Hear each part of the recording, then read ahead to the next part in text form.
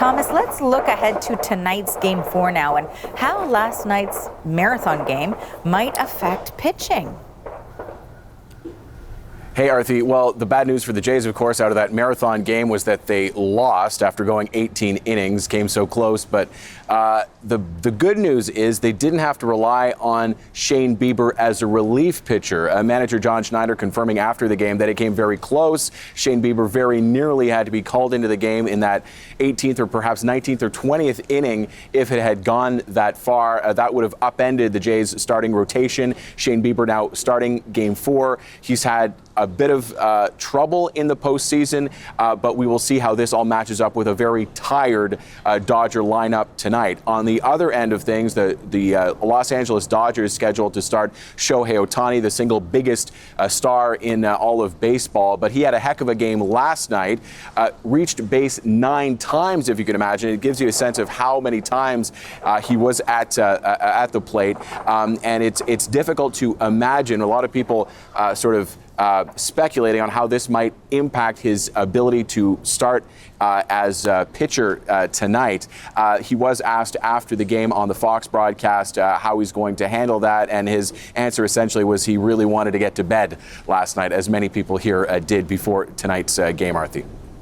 So now, Thomas, what else do we know about how the Jays intend to handle Ohtani? Well, that's the big question, right? Despite him being perhaps on top of him being an extraordinary pitcher, he is an extraordinary batter. Reached base 9 times last night, as I said. Not only that, but he hit 2 doubles, 2 homers. It was the first time since 1906, if you can imagine, that a player had 4 extra base hits in a World Series game. So John Schneider, the Blue Jays manager, was asked about that after the game. Are they going to continue to walk him as they did after those 4 extra base hits? Here's what Schneider said last night. His performance was really good. He's arguably the best player on the planet, I think he kind of reacted in real time a little bit. Again, man, they have a really talented lineup. It's not the easiest thing in the world to just walk him and face Mookie and Freddie. You know what I mean? So every situation is different. You gotta really execute at a high level against him.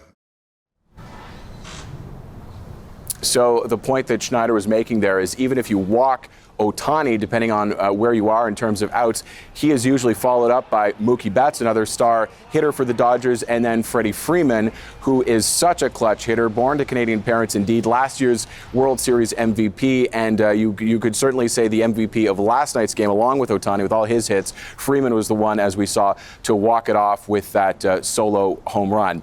So very difficult decisions ahead for the Blue Jays as they try to tie things up tonight at 2 games apiece. If the Dodgers can win tonight at home, it puts them 3-1 over the Blue Jays. It would be very, very difficult for Toronto to overcome that challenge, especially with one more game tomorrow here in Los Angeles. Jays want to at least force a Game 6 at home, which would be Friday at Rogers Centre in Toronto, Arthi. Fingers crossed for Friday, that is for certain. Okay, thanks for this, Thomas. That's the CBC's Thomas Daigle at Dodger Stadium in Los Angeles.